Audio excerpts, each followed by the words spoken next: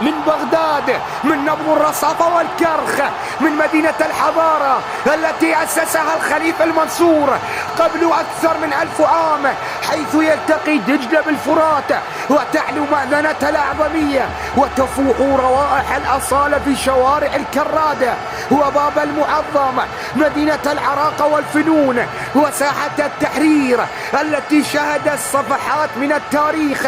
نأتيكم اليوم بصوت ليس كأي صوت وبموعد ليس كأي موعد، إنه كلاسيكو العراق. هنا لا تلعب مباراة بل تعزف ملحمة، هنا لا تحسب النقاط بل توزن القلوب. القوة الجوية، الفريق الذي تعلم الانضباط من الميدان وتنفس المجد في سماء وآسيا، يحمل في شعاره أجنحة لا تهبط بل تحلق كل ما نادى الوطن.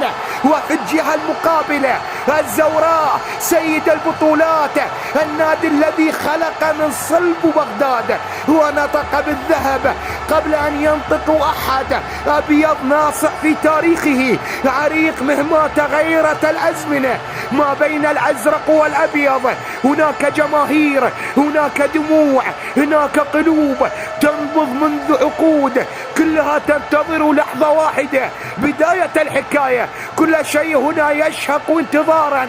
المدرجات وأن صمتت فقلوبها تعج بالهتاف، الأنفاس محبوسة والعيون لا ترمش، فاللحظات اقتربت.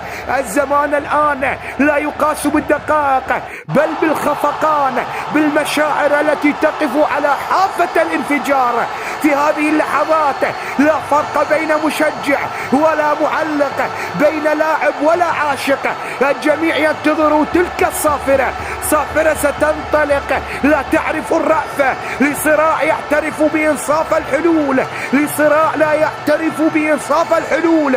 الكلاسيكو إن بدأ لا يطفى. هذه ليست مجرد بداية مباراة بل بداية قصيدة كتبها التاريخ وينشدها الشغف ويوقع عليها المجد.